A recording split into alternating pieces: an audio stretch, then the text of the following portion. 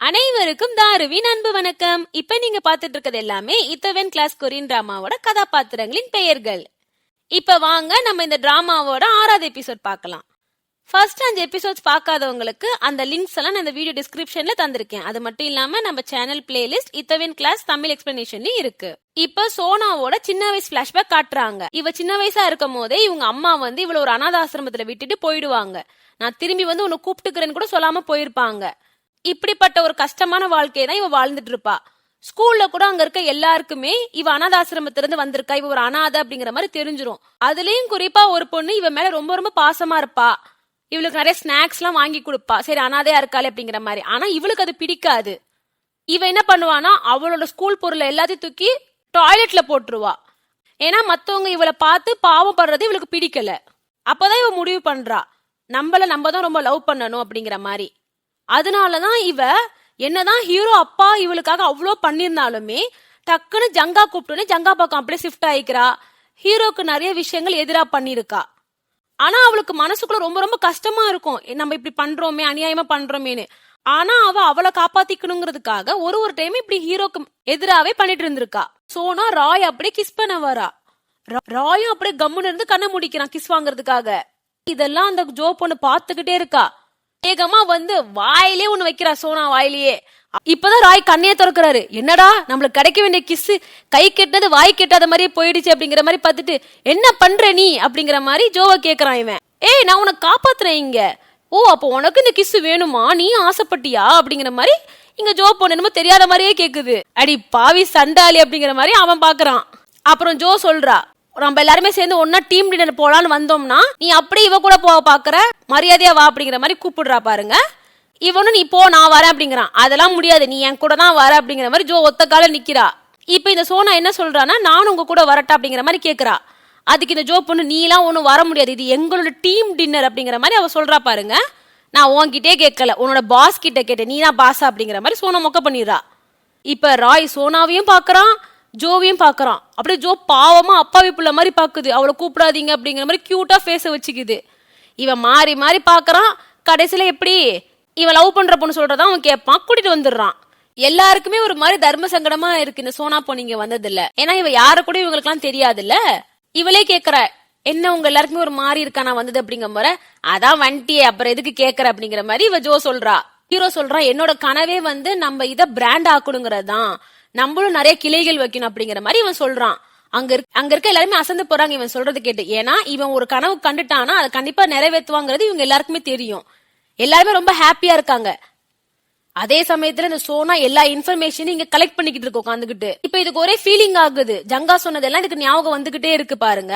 அது சும்மா இருந்தாலும் திருட்டு மொழி சும்மா இருக்க கூடாது. அத அப்ப அந்த இடத்துக்கு கரெக்டா ஜோ வந்துடுறா. என்ன, என் பாஸவே கிஸ் பண்ண வந்த நீ, நான் விட்டுருவேனா அப்படிங்கிற மாதிரி சொல்றா பாருங்க. அதுக்கு சோனா சொல்றா, உனக்கு என்ன அவ்வளவா ராய பிடிக்கும் அப்படிங்கிற மாதிரி கேக்குறா. அதுக்கு ஜோ சொல்றா, அவ்வளவா எனக்கு பைத்தியம் பிடிக்கிற அளவுக்கு என் பாஸ் எனக்கு அவ்வளவு பிடிக்கும், நான் அவர் அவ்வளவு காதலிக்கிறேன் அப்படிங்கிற மாதிரி இவன் இந்த இடத்துல சொல்றா. சோனா சொல்றா, நீ நினைச்சாலும் அவன் உனக்கு கிடைக்க மாட்டான், அவன் மனசுல நான் மட்டும் தான் இருக்கேன் அப்படிங்கிற மாதிரி இவன் சொல்றா. அதுக்கு ஜோ சொல்றா, பாத்துருவோமே, உன்னை எப்படி அவன் மனசுல இருந்து கிழிச்சு தொங்க விடணும்னு எனக்கு தெரியும் அப்படிங்கிற மாதிரி இங்க ஜோ சொல்றா. இப்ப ஜங்கா ஒரு பொண்ணு கௌதம்காக பாத்துருப்பாங்க கல்யாணம் பண்ணிக்கிறதுக்கு. அந்த பொண்ணை பாக்குறதுக்காக கௌதம் வரான். ஆனா அவனுக்கு பெருசா இவ மேல விருப்பமே இருக்காது. ஏன்னா இவர் மனசுதான் சோனா கிட்ட இருக்கே. இப்ப சோனா ஜங்கா கூட பேசிக்கிட்டு இருக்கா. அப்ப ஜங்கா டேபிள்ல ஒரு குடும்ப போட்டோ இருக்கும். அந்த போட்டோல ராகுல பாத்துருவா. இவ ஜங்கா கிட்ட கேக்குறா, என்னது உங்க பையனையே வேவு பாக்குறதுக்காக ராய் கிட்ட வேலைக்கு அனுப்பியிருக்கீங்களா அப்படிங்கிற மாதிரி கேட்கும் போற, என்ன சொல்ற நீ, என் பையன் அவன் கடையில வேலை பாக்குறானா அப்படிங்கிற மாதிரி இவன் கேக்குறான். அப்ப கரெக்டா அந்த இடத்துக்கு கௌதம் வந்துடுறான். இப்ப இவங்க 3 பேரும் பேசிக்கிட்டு இருக்காங்க. இந்த சோனா பொண்ணு நேத்து நடந்த எல்லா விஷயத்தையும் இது வரைக்கும் ஹீரோ பத்தி கலெக்ட் பண்ண எல்லா இன்ஃபர்மேஷனையும் ஒண்ணு விடாம இந்த ஜங்கா கிட்ட சொல்லிக்கிட்டு இருக்கா. இந்த மாதிரி அவ கடல் எல்லாம் போறதுக்கு காரணம் ஜோ பொண்ணு, அவளை இவன் மேனேஜரா போட்டிருக்கான். அது மட்டும் இல்லாம ராயோட கனவு வெறும் அந்த ஹோட்டல் மட்டும் கிடையாது, பிராண்ட் ஆக்கணுங்கிறதா அவன் கனவு அப்படிங்கிற மாதிரி எல்லாத்தையுமே போட்டு கொடுக்குறா. கொஞ்சம் கூட மனசாட்சியே இல்லை இவளுக்கு. இது எல்லாத்தையுமே அங்க ஜங்காவோட செக்ரட்டரி எல்லாத்தையும் வேவு கேட்டுட்டு இருப்பா. அவ ஆக்சுவலா யாரோட விசுவாசினா அந்த மேடம் மீனாக்கு எல்லா விஷயத்தையும் மேடம் மீனா கிட்ட இப்ப சொல்லிடுறா. இத கேட்டு அவளும் யோசிக்கிறா, அப்படி யாரு அவன் அப்படிங்கிற மாதிரி. இப்ப இங்க ஜோ அம்மா வேலை பார்த்துட்டு இருக்காங்க. அப்ப அவங்க கூட வேலை பாக்குற ஒருத்தவங்க, என்ன உங்க பொண்ணு காலேஜுக்கு போகலையா, ஏதோ ஒரு கடையில மேனேஜரா வேலை பார்த்துட்டு இருக்கா அப்படிங்கிற மாதிரி எல்லாத்தையும் போட்டு கொடுத்துடுறாங்க. இதெல்லாம் பார்த்துட்டு செம்ம காண்டாயிடுறாங்க அவங்க அம்மா. இப்ப ஜோ அந்த ஹோட்டல்ல வேலை பார்த்துட்டு இருக்கா. அப்ப போய் ராய் கிட்ட கேக்குறா, நீங்க பேசுற மாதிரி எனக்கு 20% கொடுத்துருவீங்களா அப்படிங்கிற மாதிரி கேக்குறா. ஏன்னா இவ சம்பளமா கேட்டிருக்க மாட்டா, அந்த ஹோட்டலோட ஒரு ஷேரை இவ கேட்டிருப்பா. அதுக்கு ராய் சொல்றான், நீ வரதுக்கு முன்னாடி நம்ம ஹோட்டல் ஒண்ணுமே இல்லாம இருந்துச்சு, 20% தானே, நான் தாராளமா உனக்கு கொடுப்பேன் அப்படிங்கிற மாதிரி இவன் சொல்றான். அப்புறம் இவ, இன்னும் கொஞ்சம் பேர் நம்மளுக்கு வேலைக்கு ஆட்கள் வேணும், ஏன்னா நிறைய பேர் இப்ப வராங்க, அது மட்டும் இல்லாம டிவில ஒரு சமையல் போட்டி வரப்போகுது, அதுல நம்ம கலந்துக்கணும் அப்படிங்கிற மாதிரி இவ சொல்றா. ஏன்னா அதெல்லாம் பயங்கரமா விளம்பரம்ல, ராய் அதெல்லாம் பண்ணிடலாம் அப்படிங்கிற மாதிரி சொல்றாரு. இப்ப ஜோ வீட்டுக்கு போறா. அவங்க அம்மா கொலை காண்டுல உட்கார்ந்து இருக்காங்க. இவ ஐட்டத்தை எல்லாத்தையுமே சூட்கேஸ்ல ஏத்தி வச்சுட்டாங்க அவங்க அம்மா, இவ துரத்தி விடுறதுக்காக. அவங்க அம்மா கத்த ஆரம்பிக்கிறாங்க, என்ன வேலை பண்ணிட்டு இருக்க நீ, காலேஜுக்கு போகாம ஒரு பப்ல போய் வேலை பார்த்துட்டு இருக்க அப்படிங்கிற மாதிரி இவங்க கத்துறாங்க. அதுக்கு அவ சொல்றா, நான் ஒரு மேனேஜரா இருக்கிறேன், 20 வயசுல நான் மேனேஜரா இருக்கேன், இது வேணாமா அப்படிங்கிற மாதிரி இவ கேக்குறா. எனக்கு தெரியும், நீ அன்னைக்கு அப்படி பேசும்போது எனக்கு தெரியும், லவ் நீ அன்னைக்கு பேசிட்டு இருந்த அப்படிங்கிற மாதிரி உங்க அம்மா சொல்றாங்க. பாருங்க, கண்டிப்பா காதல் வெற்றி ரெண்டுத்திலும் நான் ஜெயிச்சு காட்டுறேன், நீங்க பாத்துக்கிட்டே இருங்க அப்படிங்கிற மாதிரி சொல்லிட்டு அவ சூட்கேஸ் எடுத்துட்டு வெளியே கிளம்பிடுறா. இப்ப ராய் ஜாகிங் பண்ணிட்டு இருக்கான். அந்த இடத்துல ஜோ நிக்கிறா. அத பார்த்த ராய் இவன் சூட்கேஸையும் பாக்குறான். பாருங்க, கண்டுபிடிச்சிடறான் ஏதோ சம்திங் நடந்திருக்குன்னு. என்ன ஆச்சு அப்படிங்கிற மாதிரி இவன் கேக்குறான். அதுக்கு இவ சொல்றான், நான் எங்க அம்மாவை ரொம்ப கஷ்டப்படுத்திட்டேன், அவங்க நினைச்ச மாதிரி நான் வாழல அப்படிங்கிற மாதிரி இவ சொல்றா. பாருங்க, இவன் எதுவுமே பேச மாட்டேங்கிறான். ஜோ கேக்குறா, நீ ஏன் என்ன தடுக்க மாட்டேங்கிற, நீ போய் படின்னு சொல்ல வேண்டியதானே நீயும் அப்படிங்கிற மாதிரி கேட்க போற. இல்ல, நான் அப்படிலாம் சொல்ல முடியாது, எனக்கு நீ தேவைப்படுற அப்படிங்கிற மாதிரி இந்த இடத்துல ரொம்ப சுயநலமா ஃபர்ஸ்ட் டைம் இவரு பேசுறாரு. இத பார்த்து அவளே சிரிக்கிறா. அப்ப ராய் சொல்றாரு, நீ படிச்சுட்டு ஒரு பெரிய கம்பெனில வேலை பார்க்கணுங்கிறதானே உங்க அம்மாவோட கனவா இருக்கும், அது மாதிரி நம்ம ஹோட்டல் ஒரு பெரிய பிராண்டா நம்ம கிரியேட் பண்ணுவோம், நம்ம கீழே பல பேர் வேலை பார்ப்பாங்க, அப்ப உங்க அம்மாவுக்கு பெருமையா இருக்கும்ல அப்படிங்கிற மாதிரி இவர் சொல்றாரு. இத கேட்டுட்டு ஜோ, கண்டிப்பா நம்ம அதை பண்ணி காட்டுறோம் அப்படிங்கிற மாதிரி சொல்றா. இப்ப இங்க ராயும் ஜோவும் அந்த ஹோட்டலுக்கு வேலை பாக்குறதுக்காக ஆட்களை இன்டர்வியூ எடுத்துட்டு இருக்காங்க.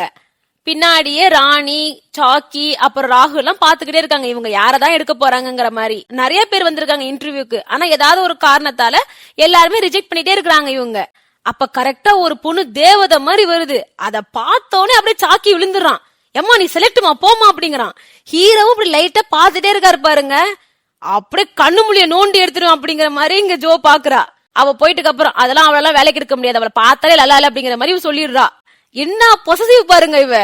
இப்ப இவங்க யாரடா வேலைக்கு எடுக்கலாம்னு யோசிச்சுட்டு இருக்கோம் பாரு, கரெக்டா ஒரு ஆப்பிரிக்கன் பையன் மாதிரி ஒருத்தன் வரான். இப்ப இவனை ஜோ பொண்ணு செலக்ட் பண்ணிடுறா. இவன் இருக்கிறது நல்லதான், ஒரு ஃபாரினர் இருந்துச்சுன்னா நம்மளுக்கும் ஈஸியா இருக்கும் இந்த ஏரியால அப்படிங்கிற மாதிரி அவ சொல்றா. இவன் பேரு தான் டோனி.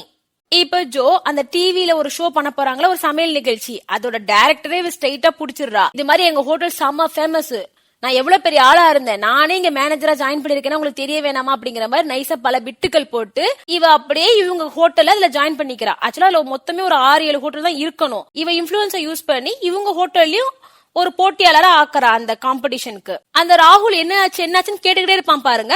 ஆனா அவங்க கிட்ட கூட இவ எதுவுமே சொல்லாம ஸ்ட்ரெயிட்டா ராய்க்கு கால் பண்ணி, பாத்தீங்களா நான் எப்படியோ நம்மளோட ஹோட்டல்ல நம்ம அந்த காம்படிஷனுக்குள்ள ஜாயின் பண்ணிட்டேன் பாத்தீங்களா அப்படிங்கிற மாதிரி பேசிக்கிட்டு இருப்பா. அப்ப அப்படியே இவளோட ஃபைல பாக்குறான் பாருங்க. அதுல இவ ஸ்கூல் படிக்கும் போது வரைஞ்சிருப்பா தெரியுமா ராய, அதை இப்ப ராகுல் பாத்துறான். இப்பதான் இவனுக்கு புரிய ஆரம்பிக்குது, நம்ம என்னதான் இவள லவ் பண்ணாலும் இவ மனசுக்குள்ள ராய் தான் இருக்கான் அப்படிங்கறது. இப்ப ராய் ரொம்ப ஹாப்பியா நடந்து போயிட்டு இருக்கான் ஜோ சொன்ன அந்த செய்தியை கேட்டுட்டு அப்புறம். அப்ப இந்த சோனா எப்படி இருக்கு அப்படிங்கிற மாதிரி கேக்குது. என்ன நீ ரொம்ப ஹாப்பியா இருக்க, என்ன நல்லது நடந்துச்சு அப்படிங்கிற மாதிரி கேக்குது. ஏன்னா அப்படியே ஜங்கா கிட்ட போட்டு கொடுக்கலாம் அதுக்காக. ராய் அந்த சமையல் போட்டியில கலந்துக்கிற விஷயத்த சொல்றான் பாருங்க. அதை கேட்டு இவ, அது எப்படி, அதெல்லாம் பிராண்டுக்காரங்க தானே கலந்துக்க முடியும், நீங்க எப்படி கலந்துக்கிட்டீங்க அப்படிங்கிற மாதிரி அவ கேக்குறா. அதுக்கு ராய் சொல்றான், எல்லாத்துக்கும் காரணம் யாரு, நம்ம ஜோ தான் அப்படிங்கிற மாதிரி இவன் சொல்றான். இப்ப இதெல்லாம் கேட்டு அவ ரொம்ப கடுப்பாயிரா. ஒரு கட்டத்துல அவ சொல்றா, நான் எப்பயுமே ஜங்காலதான் இருப்பேன், நீ என்ன லவ் பண்ணாத, நீ லவ் பண்றதை ஸ்டாப் பண்ணு அப்படிங்கிற மாதிரி சொல்லிட்டு அவ போயிடுறா. இப்ப இங்க ஜங்காவும் கௌதமும் சாப்பிட்டுட்டு இருக்காங்க. அப்ப ஜங்கா சொல்றான், நானும் உன்னை ரொம்ப கொடுமைப்படுத்துறேன்ல, போயும் அந்த ராயை நம்பி அவனை பாரு, 10 வருஷமா எங்க போனானே தெரியல, பார்த்தா ஒரு சின்ன கடை ஆரம்பிச்சிருக்கான், அவ்வளவுதான். அவெல்லாம் கண்டிப்பா நம்ம பிராண்டுக்கு எப்பவுமே போட்டியால வரவே முடியாது, நீ ஹாப்பியா இரு, நீ என்னோட அடுத்த ஆளா வர போற. அதே மாதிரி உனக்கு நான் பாக்குற பொண்ணு எல்லாம் பிடிக்கலன்னு எனக்கு தெரியும், ஏன்னா நீ சோனாவை லவ் பண்றது கரெக்டா, நீ மட்டும் சோனாவை கல்யாணம் பண்ணிக்கிட்டேன்னா நான் எந்த பொண்ணையும் உனக்காக பொண்ணு பார்க்க மாட்டேன் அப்படிங்கிற மாதிரி இவன் சொல்றான் பாருங்க. கௌதமுக்கு என்னடா இவன் நம்ம நரிமூத்திர முழிச்சமோ ஒரே நல்ல விஷயமாவே இவன் சொல்றானே அப்படிங்கிற மாதிரி அவன் பாக்குறான். இப்ப ஹீரோ அந்த டிவி சேனலோட ஆபீஸ்க்கு போறாரு. அங்க பார்த்தா இவருக்கு முன்னாடி கௌதம் உட்கார்ந்து இருக்கான். ஏன்னா இவங்க கம்பெனி கலந்துக்க போது இல்ல. அவன் கேக்குறான் அந்த டைரக்டர் கிட்ட, இது என்னது பிராண்டுங்களோட தான் போட்டி நினைச்சான், போய் சின்ன சின்ன ஹோட்டல்லாம் வேற சேர்க்கறீங்க அப்படிங்கிற மாதிரி இவன் கௌதம் கேக்குறான். அப்புறம் ராய் அவரோட வேலையெல்லாம் முடிச்சுட்டு வெளியே வராரு. இவன் வேணுனே கௌதம் கடுப்பேத்துறான். நீ நினைச்சுக்கிட்டு இருக்கியா சோனா உன்னை லவ் பண்றா அதனாலதான் உன் கூட வந்து பேசுறான்னு? கண்டிப்பா கிடையாது. அவ உன்னை பார்த்து பாவம் பாக்குறா. பாவம் ஒரு அனாதை பையன், படிக்காதவன், ஜெயிலுக்கு போனவன் உன் மேல பரிதாபப்படுறா அப்படிங்கிற மாதிரி இவன் சொல்றான் பாருங்க. இப்ப ராய் கேக்குறாரு, சரி நீ எதுக்குடா என்ன பார்த்து பயப்படுற? நான் தான் ஒரு அனாதை, ஜெயிலுக்கு போன வேலை, நீ எதுக்கு இப்ப என்ன பார்த்து பம்புற அப்படிங்கிற மாதிரி இங்க ராய் நல்லா நக்கலா கேட்டுறாரு. கௌதம் அந்த எடுத்துட்டு வேக வேகமா ஓடிறான், எங்க ஹீரோ அடிச்சிட போறாரு சொல்லிட்டு. ஆனா போகும்போது சொல்றான், சோனா உன்னால ரொம்ப கஷ்டப்படுறா அப்படின்னு சொல்லிட்டு கிளம்பிடுறான்.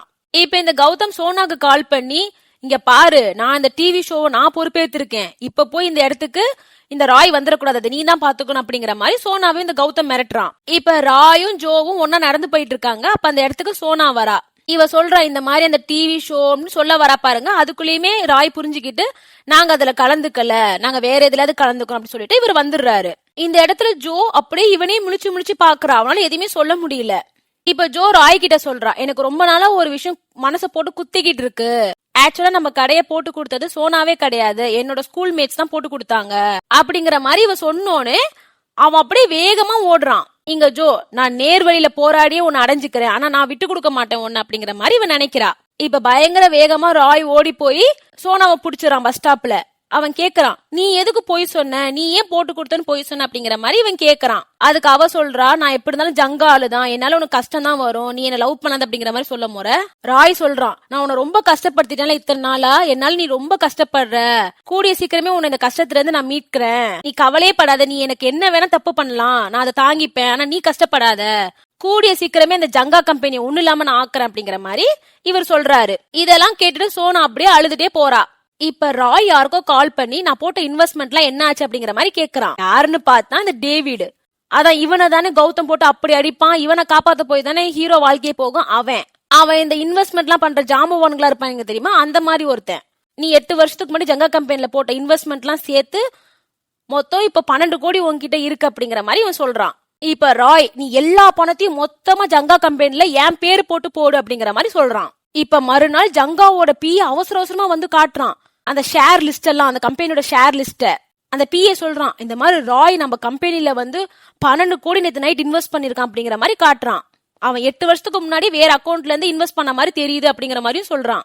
8 வருஷத்துக்கு முன்னாடினா இந்த கௌதம் பையனால கூட ஒரு பெரிய பிரச்சனை ஆயிருக்கும், அதனால இவங்க கம்பெனியோட ஷேர் எல்லாமே போயிருக்கும். அப்ப கம்பெனில இருந்து எல்லாருமே காசை வெளியே எடுத்துருந்த டைம்ல இவன் ஜங்காவை நம்பி இன்வெஸ்ட் பண்ணிருப்பான், அவங்க அப்பாவோட காசை எல்லாமே சேர்த்து.